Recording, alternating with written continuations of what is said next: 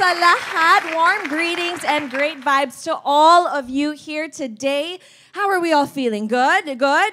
There we go. Perfect. Kasi ang gaganda at kagwapo ng live audience natin today. So I'm very excited. My name is Bea Fabregas Ramos. I am your host and welcome to the third episode of Wilkins Health Circle webinars kung saan ang goal natin is to support every member in their journey towards a healthier family. So as I mentioned, may studio audience tayo ngayon. So I want to say a very special hello to Mommy Mundo. Where's Mommy Mundo in the audience? Hello to our members of Mommy Mundo, Smart Parenting, The Asian Parent, Women of Opinion, and the rest, of course, of our Wilkins Distilled family. Again, I'm loving the energy here in the audience. Talagang game lahat to participate. It's gonna be an exciting day, an exciting topic. So I'm sending love to everybody here, to our mommies, of course, our other family members. But we also have people watching at home. So at this point, it is your turn to send the wave of heart reacts of course, blue and white emojis. Ayan, we see you guys and we are so happy that you could join us virtually, of course. Keep them coming. As I said, it's so wonderful to be part of the Wilkins Distilled Health Circle family. Ready na tayo. Now, like last time, we're just gonna go through a few things. Lahat po ng in-studio audience natin ay makakatanggap ng Wilkins Family Kit. So this is the family kit you guys can see is going to be flashed. It's actually a tote bag filled with essentials that everybody would need to take care of their families. Because that's what we want, diba? We want to be the best for our families. Aside from other items, we also have my favorite word, discount vouchers. Ayan, palakpakan po natin ang discount vouchers for 7 liters of Wilkins distilled water inside the bag. So sa mga parents and other family members, we want to make sure that we take advantage of these discounts. Every peso counts, diba? So, of course, you can enjoy other things with your family. So, we have something for the in-studio, but don't worry, Team Bahay, we have an activity and you guys are going to be participating in that later. We're going to be giving you a special gift from Wilkins Distilled. Now, this kit includes a bigger bag, and this naman is perfect for long days outside the house. And I don't know about you, no, but yung days when you're out with your kids, long talaga siya. Very long siya. Nafe-feel natin. So that, of course, will be perfect for that, for our parenting duties. So, Team Bahay, throughout the program, we will flash jumbled words and all you must do is write the correct spelling in the chat box within the allotted time. So, our allotted time is 15 seconds. After 15 seconds, lalagyan natin ng demarcation line ang ating chat space to signify na bawal na sumagot, okay? So, ang unang tatlo na makasagot ng tamang sagot will take home a special gift from Wilkins Distilled. Let's give a round of applause for Team Bahay, okay? So that they can participate also. We're going to have a lot of fun today. It's very easy. Now, if you've actually been following the first 2 episodes, sobrang dali talaga nito. In fact, at this point, I see a jumbled word coming up and a clue actually to everybody watching at home. This is our topic today. So ano kaya? The 15-second count is ongoing. Keep guessing. Keep typing in those answers. We'd love to see all of you guys participate. All right, we're going to count down. 3, 2, and 1. So, guys, the correct answer is actually nutrition. Are you guys excited to learn about nutrition today? Okay, now mommies and the rest of the family, the reason why we're here today is something that Wilkins Distilled has been doing for 3 seasons already. So it's very special that you guys are here. Wilkins Distilled has gone beyond just providing safe and secure drinking water. It has also become a safe space where members of the family can discuss different health-related problems confronted by each member. And it has also become a brand that you can trust to support everybody in the journey towards a healthier family. Kasi yan talaga yung goal natin. We just want to be healthy, happy, enjoying all the memories together. Speaking of family health, in this episode, we are going to dive, and we're going to get into it, about the eye-opening topic of nutrition. Ano ang ibig sabihin nito for our health in the short and long term? Ano ang impact ng tamang impormasyon with regards to our personal and family's health and well-being? How could we ensure our health through what we eat? Ang daming questions. Actually, sometimes it can get overwhelming, but these these are just the few things na nais na masagot natin today. So, to help us with our topic, are you guys ready to welcome our expert today? She is actually a registered nutritionist and dietitian who is an expert in cellular nutrition. She graduated from the University of Santo Tomas with a bachelor's degree in nutrition and dietetics. Ladies and gentlemen, moms, and the rest of Wilkins Distilled family, let's all welcome Mary Rose Del Rio, R&D. Hello, everyone. Hi, All right. Hi, Mary Rose. It's so nice to see you today. Let's take a seat. Let's get into it. I'm really excited. As I mentioned, we're going to be talking about a favorite topic of yours today, no? But how are you first? I'm feeling energized with the audience right now. So good afternoon to our studio audience and those at home. Hello, everyone. You know, Mary Rose, as I keep saying, we're so excited to have an expert and a seasoned nutritionist with us today. And I have a feeling that our topic is we're really going to get into different topics. And we're going to be able to take this home, no? You know, health and nutrition, it's so important. Definitely, especially sa mga panahon ngayon, people are very challenged on how they can be healthier, right? So I'm sure maraming matututunan ng ating Wilkins Distilled family today, not just go, grow, and glow. So we will talk about more health, nutrition, and beyond. And as I mentioned earlier, sometimes it can get a little overwhelming. So in the overwhelming sense, parang nai-ignore, diba? But that's why we are going to be discovering more today, and of course, why it's important in the long term. Definitely, Bea, because given the so much misinformation happening right now in the internet, people need a louder voice para talagang meron tayong mapakinggan at, you know, something that can remind us ano ba talaga yung important, especially in terms of long-term health. Long-term health. And that's perfect because we actually have friends who are active advocates for good family, health, and nutrition. In fact, we have them here right now. Are you guys excited to welcome our guests today? All right, mga ka-Wilkins Distilled family, let's give a warm welcome to our power celebrity parents. Of course, a positive role model for families and an advocate for good family health. Ladies and gentlemen, a round of applause for Dingdong and Marian Dantes. Hi! Oh my gosh, we are so excited to get into the discussion. Hello, everyone. Hello. Ayan. Okay, we can take our seats at this point. But first, kamusta naman ang ating parents today? How's parenting life? Naku, ano mo sa totoo lang, yan ang isa sa pinakabagay na pinagpapasalamat namin doon. Kasi sobrang nag-e-enjoy talaga kami sa bawat moment na nakikita namin at kasama namin yung mga anak namin. So, it's priceless talaga. Super priceless dahil sobrang unpredictable ang mga pwedeng mangyari daily. Pero super worth it. Kasi siyempre, parating nga namin sinasabi na as we are learning as parents, we also learn from our kids. Kaya ang daming natututunan every day. I'm sure maraming nakaka-release sa journey na ito, nakasama natin yung pamilya natin sa pagpapalaki ng mga anak natin. At sinasabi nga natin talagang hanggang kaya nating subaybayan yung journey na yun, sasamahan talaga natin sila.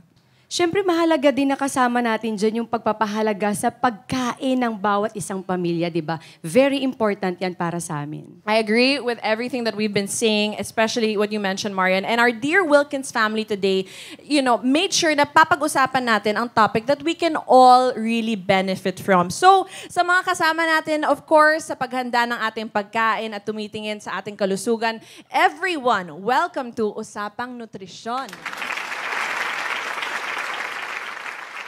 You know, we've been hyping it up, but it's true, napakabilis and digitally connected ng mundo natin ngayon. Eating healthy and right can be a valuable practice for families seeking to develop a healthy relationship with food. So we need to cultivate this awareness, diba, and presence. Of course, during mealtime, families can foster better eating habits, enhance their physical and mental well-being. Both are important and strengthen our bonds. You know, there's really something beautiful about sharing a meal as a family, yung magkasama kayong lahat after a long day, diba? But of course, we want to make sure that those meals are nutritious. So this topic explores how being mindful of what you can eat can be applied within a family setup, offering practical tips. Yan ang gusto natin. Practical. Yung na-apply talaga natin. Techniques to make mealtime a healthier yet enjoyable experience. And that's why I said, Mary Rose, we're excited to pick your brain today, diba? You know, when it comes to eating the right food, san ba? How can we start? Paano ba magsimula? magsimula, Mary Rose? Paano nga ba magsimula? Ayan, I'm sure that's a question of most of us here, regardless if you just would like to commit or currently you are committing to a healthier lifestyle.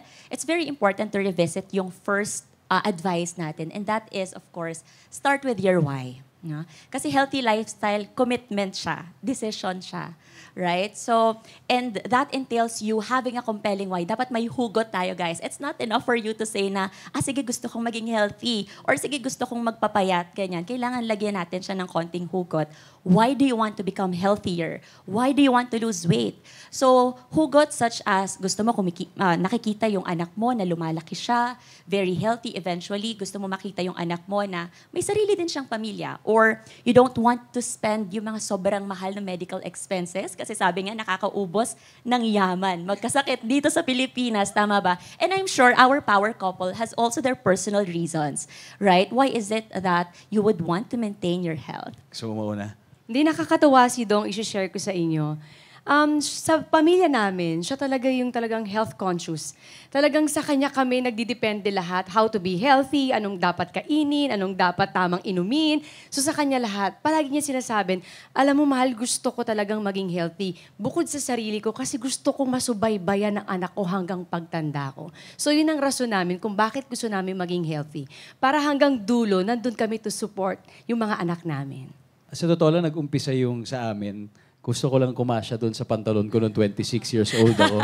Sabi ko, paano kaya? So siguro kailangan mag-healthy. Pero yun yung unang mababaw na why. Pero siyempre, nung nagkapamilya na kami, mas lumalim, hindi lang para sa amin ngayon yung dahilan ng pagiging healthy, pero para sa pamilya, para sa mga anak na rin. And siguro more importantly, we really also want to espouse yung modeling. Meaning, pag makikita kasi nila sa amin kung paano namin binibigyang halaga yung aming kinakain, yung kinoconsume, yung ginagawa, all the activities, gagayahin din nila yon. And then therefore, it also becomes a way of life para sa buong pamilya, hindi lang sa amin, hindi lang sa mga bata.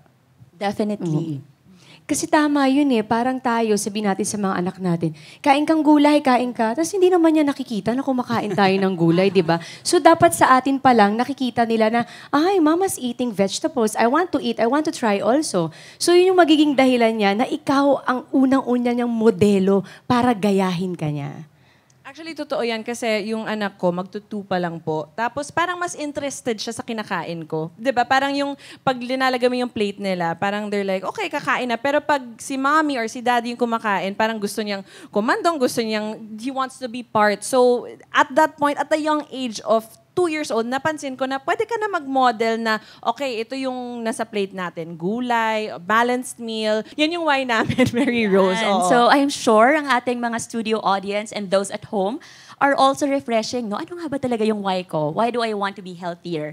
So I hope at this point, no, nare-refresh yung ganun natin so that we can have a better perspective towards long-term health. So that's the first. Second naman is we have to be objective. So healthy nga ba talaga tayo or feeling lang natin? Because we have to know where we are right now para alam natin saan tayo papunta. Should I gain weight, lose weight, or maintain lang ako? Right? So we have what we call ABCDs of nutritional assessment.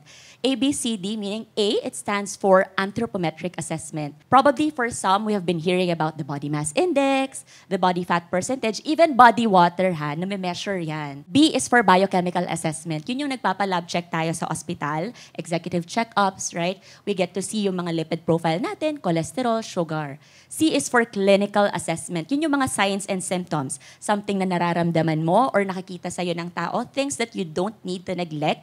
And you should also honestly share that to your doctor kasi baka kung ano na yan. Right? Signs and symptoms are actually late manifestation of a certain illness or disease. So wag po natin pag walang bahala, pag alam mo yon, meron tayong kakaibang nararamdaman na hindi mo naman talaga usual nararamdaman.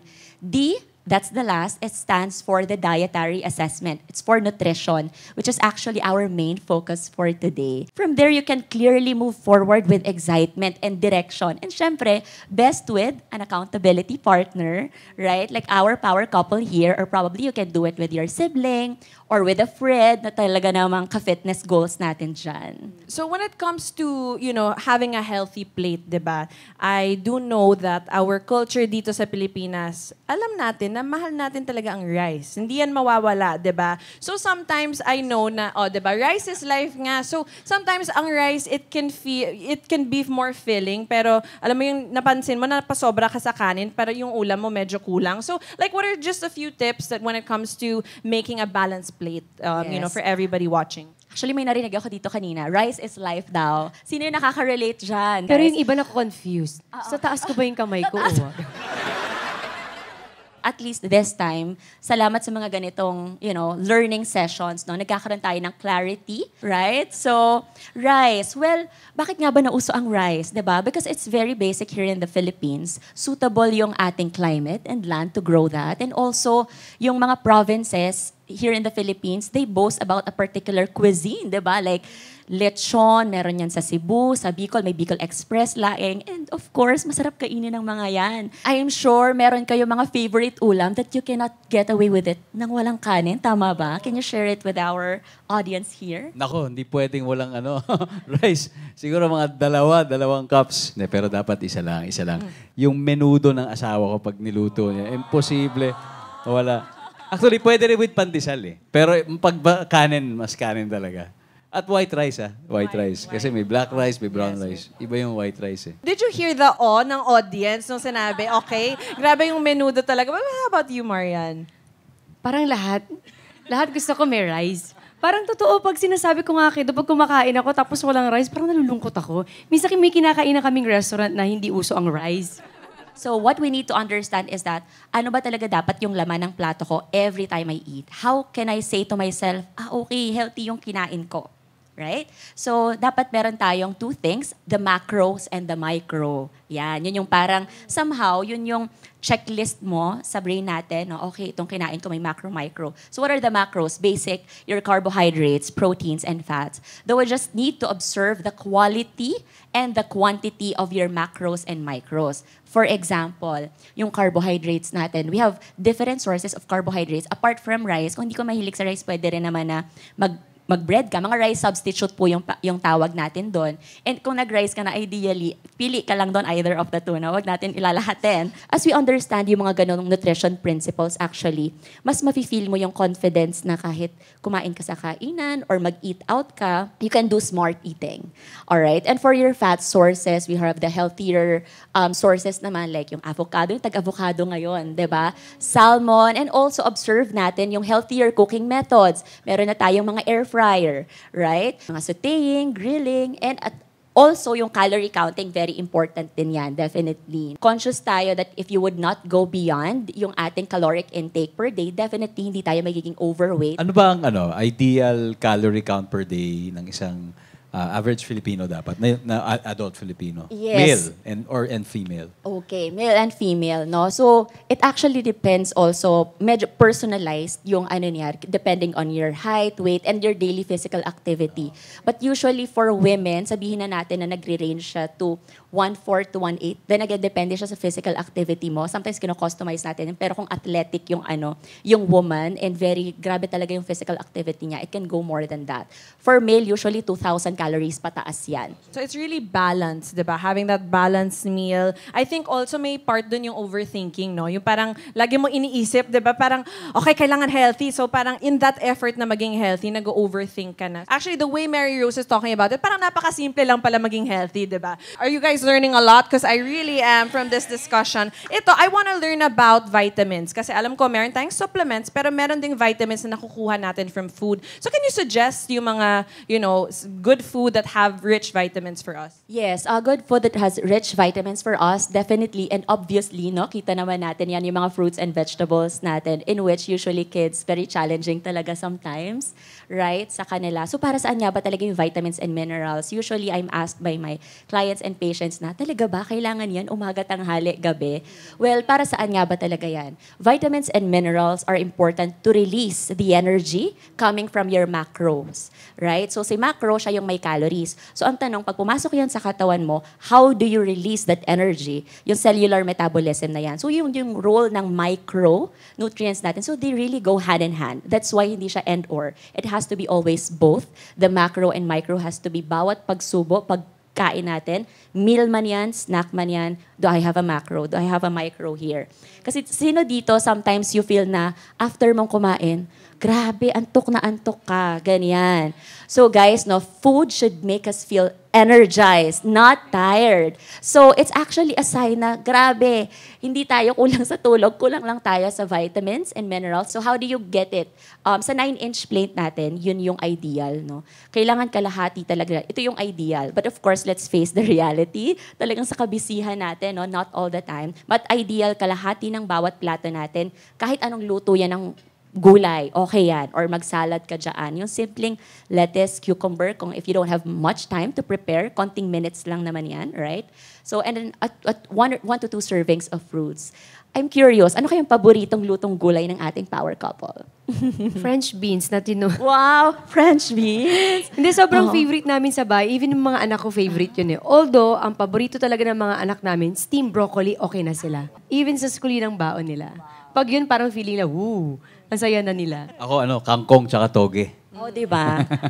Simple lang guys, lutuin yung ganon. It takes few minutes for you to just saute, diba? So napaka-simple and yet it can have a long-term impact sa health mo. Plus yun nga yung modeling with the kids and everything. Since we are a lot of parents in the audience din, gusto ko rin matanong na may time ba na nag-struggle kayo na pakainin ang kids ng gulay and what was the approach? To be honest, never kaming nahirapan sa dalawang bata na pakainin sila ng gulay. Tapos wala, sanay lang sila. Siguro dahil si Dongding kasi tsaka ako, sobrang love namin ang mga gulay talaga. Hindi pwedeng kakain kami ng meal na walang gulay. Correct. So, actually, sobrang gusto nila yung lutong bahay. Tuwing lumalabas kami, hinahanap pa rin nila yung lutong bahay. Pero ano yun, nung mga early stages nila. Pero ngayon, na. The love of a parent talaga. Kung anong gagawin mo, diba? You will really go above and beyond basta to make sure na ma-enjoy nila yung meal nila. So actually, ang na-pick up ko from that is they'll copy you, diba? So yun na nga talaga. I really, really love this topic. Let's check in with our audience. How are you guys doing? Are you learning a lot? Yeah? When it comes to, vitamins, what's your rule sa clients mo? Ano yung mga... That's actually my specialization as a cellular nutrition specialist. Ano ba yung tamang dosaging, umaga, tanghali, gabi ng vitamins? Kasi sa food talaga, kapag kahit kumain ka ng gulay dyan, it's really challenging to quantify ilang bang milligrams ng vitamin C itong mga gulay-gulay na ganyan. So, meron kasi tayong tinatawag, coming from DOST, FNRI, Food and Nutrition Research Institute, napaka-accurate ng hinihingi talaga na nutrients na kailangan ng katawan natin. It's called Recommended Energy and Nutrient Allowance. Makikita natin dun sa mga grocery items, may nutrition facts. So ano yung basis ng mga ganon? May RENI po tayong sinusunod. Kasi bawat age, bawat gender, meron talagang hinihinging certain, very particular amount of vitamins, minerals, and antioxidants yung katawan natin. If not present on that particular period, it can result to a particular, magkakaroon ng cellular damage, leading to organ problem. In general, our multivitamins, multiminerals, multi-antioxidants are very important to address yung mga free radical damage. Okay, your basic, your water-soluble and fat-soluble vitamins has to be there. But more than that, dahil nga lume-level up ang mga kalaban natin sa paligid in the context of pollution, the viruses. So meron na rin tayong tinatawag ng mga probiotics, which are for your gut health, omega-3 fatty acids for your brain, memory, mga basic natin yan na usually sounds foreign, yung iba mga bioflavonoids, ganyan. No? So medyo foreign pakinggan, pero importante talaga siya. Actually, given the advances right now of nutrition, if really nandun tayo sa, very proactive ka talaga to prevent and manage lifestyle and degenerative diseases, as, guardians of the family, we really need to understand these things. Especially kapag meron tayo mga family history na mga sakit sa puso, cancer, diabetes, those are the basics beyond the go, grow, and glow na alam natin. You're mentioning yun nga, parang antioxidants, omega-3, and actually ito, I was more aware of it nung nabuntis ako, kasi yung doctor ko parang ang dami na niyang sinabi, kailangan ng prenatal vitamins, postnatal. Exactly. Kasi nga, obviously, you're trying to, of course, make sure healthy yung baby mo. So, as we're learning so much, I do know na maraming diseases na nagsastart sa gut, di ba? Correct. Mm-mm. So what is something that, I guess, maybe a basic takeaway that everyone can take? Yeah, in terms of our gut health, probiotics, you can actually have it sa mga natural food sources natin. Kimchi, yan, natuwa ang mga tao, samgyupsal, Okay. diba? Kimchi, mga sauerkraut, ganyan. So, but we have also concentrated sources of probiotics. Okay? Kasi over time, pag nag-antibiotics tayo, which is, from time to time, pag nakakareseta ng doctor, namamatay yung good bacteria in our gut. Take note that 80% of your immune cells are housed in the gut. So it's very important yung sa lining yan ng ating, ng ating small intestine. So crucial din siya for nutrient absorption and bowel movement. Experts recommend drinking roughly 11 cups of water for women and 16 for men. But sometimes, case-to-case basis yan, depending on your physical activity. Pwede rin naman na hindi siya manggaling sa mga plain cup of water lang. Like, I'm sure kids would love yung mga may flavors infused with real fruit juices, right? May follow-up question naman. Connected to dun Daming sa question, tanong ko. ha? Hindi, syempre. Para ma-apply agad natin. Di ba, sabi ko kanina, ano yung unang kakainin, di ba, for digestion. May kinalaman ba yung drinking before, during, and after sa, sa meal mo? Ano ba yung ideal? Nakakatulong ba siya sa digestion? And second question, okay lang ba na, kasi di ba pag maraming uminom, okay ba yun? Yung tuloy-tuloy ba? Kaya uubusin ka agad yung 1 litro, masama ba yun? Kasi you mentioned cups versus glasses .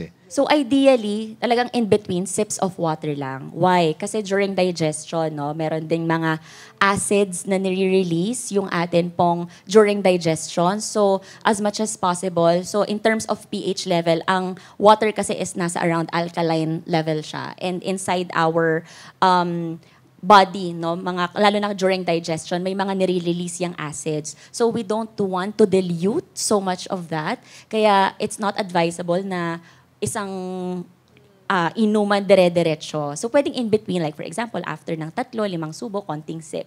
If okay lang sa'yo na gano'n, if you can regulate that, or sometimes, depende rin yung pag-swallow ng tao. Kasi, of course, sa mga elderly natin, we also have to consider na medyo challenging silang mag-swallow. That's why the fluids has to be regular. So, that's the time then na kumbaga, we can be flexible naman sa mga ganyan. Kaya, again, meron na naman akong tanong. Ako na naman. Anyway, Mary Rose, ano ba yung mga great food combinations that can help our kids meet their daily nutritional requirements? A challenge for most of our parents, probably in our audience or watching at home, right? How they can incorporate all of these healthy stuff in a meal or in a snack. So basic lang, we just need to understand na meron tayong tinatawag na nutrient-dense and empty caloric food. So like for example, okay, the snacks that we will be sharing later, yun, makikita natin why is it nutrient-dense and compared sa mga pagbibigay ng empty caloric snacks. I wanna ask, ano yung mga fun, nutritious stuff for kids, di ba? For people in our audience. Yes, so meron tayong mga hinanda later for our cooking segments. Yan. This should be, ayun. Natawa ako. Wow. Nagutom tayo, guys. Oo. This should be interesting. In fact, mamaya may pa-kitchen setup po tayo and we're going to prepare some nutritious snacks for our kids. Okay, so while we're waiting for our kitchen setup, to Team Bahay, kamusta naman kayo dyan? I hope you guys are okay and having fun. At this point, we have QR codes on the screen that will take you to our online stores where you can purchase Wilkins Distilled products.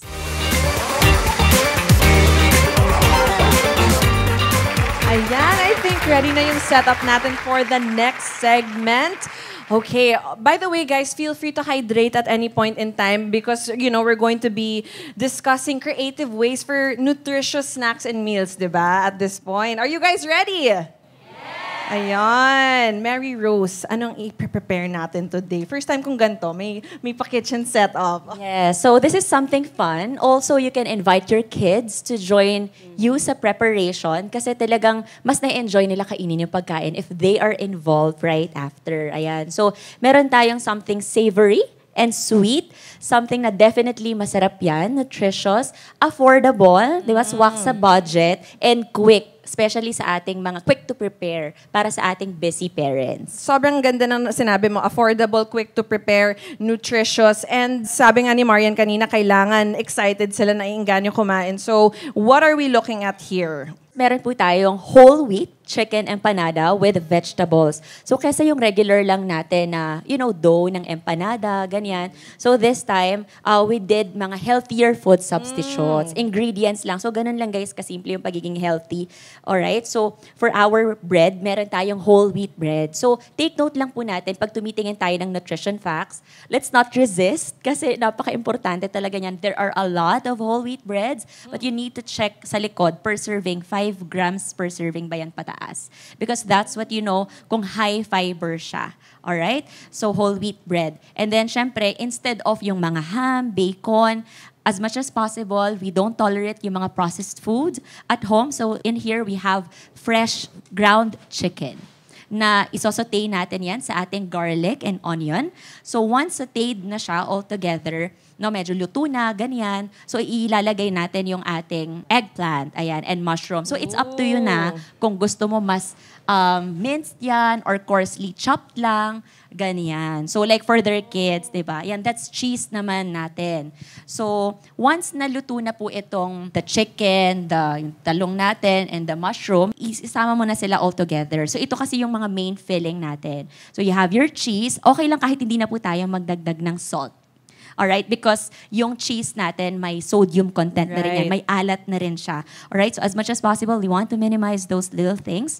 To taste, meron tayong pepper and garlic powder. Ayan, meron din tayong mayonnaise. It's up to you if you would want a low-fat version, especially if you would want na manage lang yung weight ng kids natin. Meron kang mixing bowl dyan. Combine it all together. Ganun lang siya kasimple. And then, yun na yung pinaka-filling mo dito sa ating whole wheat bread. And then, pwedeng naka-mix itong ating yan. Meron tayong egg dito. So, another source of protein, which is very important for growth and development ng mga bata.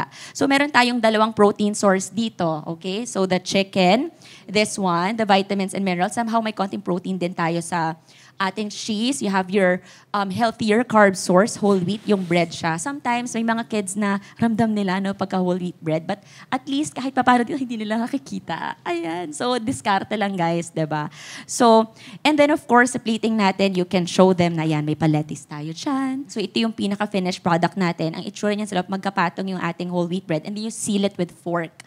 Yung sa ating corners, edges. Once na yung filling natin pala kanina dun sa bread, yung egg natin, you can beat it first before nyo dyan isubmerge yung inyong bread with the filling. And then that's the time you roll it into the breadcrumbs. And then fry until golden brown. Ayan. So very simple, right?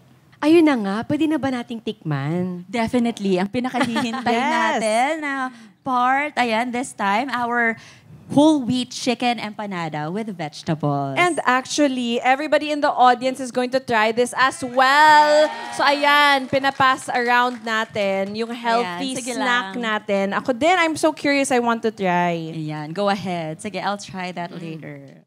Yes, okay. So let's ask, kamusta naman ang ating... Actually, mahilig kami sa gulay, pero nung tinikman ko to, parang hindi ko masyadong nalasahan yung gulay. Diba? Kasi siguro nag-mix all together na siya. Tapos, sabi nga ni Kuya, isa pa. Nalasahan ko yung cheese, kaya Ako nakuha din ko. eh. Sarap. So, namamask nung other Sarap. stronger ingredients. Kasi technically, neutral lang yung flavor ng eggplant. ng mushroom. Correct. So, sa totoo lang, pwede pa kayo mag-add dyan ng carrots. Gagawin ko nga ito. Ganyan. Yes. Oh, ayan, Wilkins fam, don't worry dahil pwede na naman balikan ng ingredients and procedure later on. I think that deserves a round of applause, guys. I love it. Ayan. So again, there's no one-size-fits-all answer as everyone has their own nutrition requirements. So the best course of action, if you'd like to have more nutritious diet, is to consult your nutritionist, dietitian, and stick to the plan they provide. If you don't have access to a trusted registered nutritionist, dietitian, a good rule of thumb is to follow intuitive eating, meaning you have to focus on eating what you know your body needs.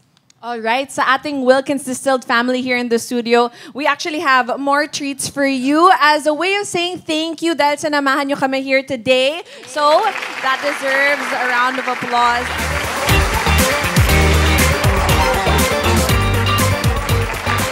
Okay, before we end our webinar, ang dami naming na-share, ang dami namin tutunan from Mary Rose specifically. So ngayon, sobrang excited ako kasi we're gonna hear from our audience members. So that deserves a round of applause. Okay, so I would like to know ano yung particular topic na sobrang interesting para sa inyo and why. So we have our first audience member over here. Yes, good afternoon po. Para po sa akin, yung part po about dun po sa kanin.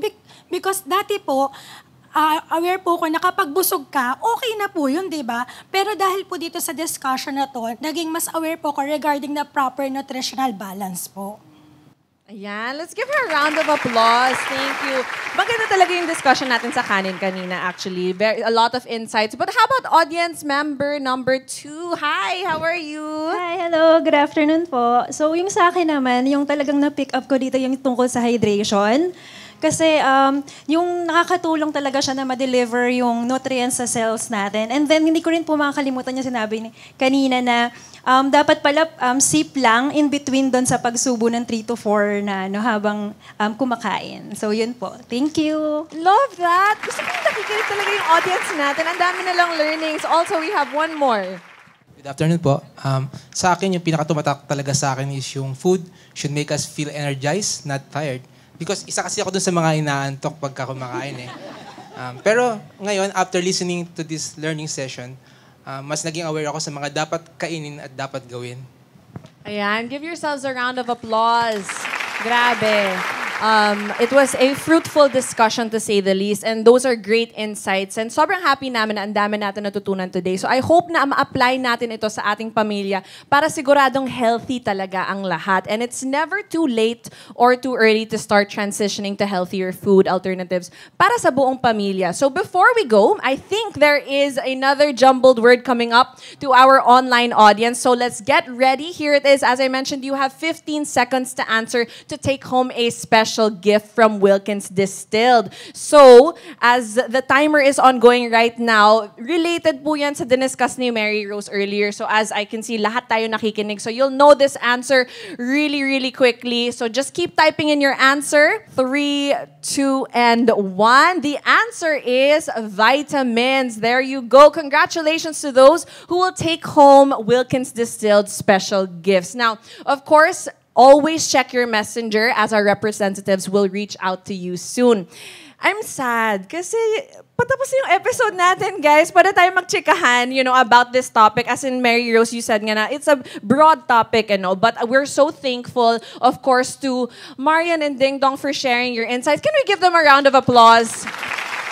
And to our nutrition expert, she deserves a huge round of applause. Let's give Mary Rose some love for joining us here today for another great episode of the Wilkins Health Circle webinars. I'm sure na marami tayong natututunan from the discussion, and hopefully we will become more aware of what we eat and of course have a more balanced approach when it comes to nutrition, lalo na pagdating sa ating mga pamilya. Thank you again for having us, Wilkins Distilled. Sobrang literal na nabusog kami sa napakaraming kaalaman ngayong hapon. Thank you very much, Mary Rose. Bea, maraming salamat din. At sa inyong lahat, maraming salamat din.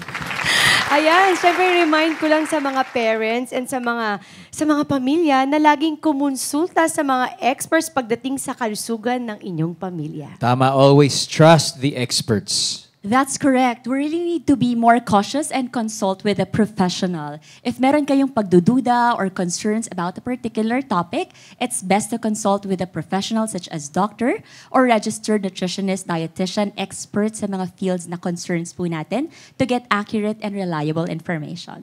Again, maraming salamat to the Dantes family and Mary Rose for sharing your valued time with us. I'm sure marami ang na-enlighten today sa ating napaka-interesting na topic. Of course, sa ating studio audience, we love you guys. Sobrang participative. Sobrang thank you sa inyo. And I want to give a special shout out to Mommy Mundo, Smart Parenting, the Asian Parent, Women of Opinion, and the rest of our Wilkins Distilled family. Of course, everybody watching at home, I hope you enjoy our Wilkins family kits. Of course, for those who want to purchase Wilkins Distilled products online, just scan this QR code para dalhin kayo sa ating mga online retail partners. On behalf of everyone here with me, my name is Bea Fabregas Ramos, and until the next Wilkins Distilled Health Circle, ingat po kayong lahat.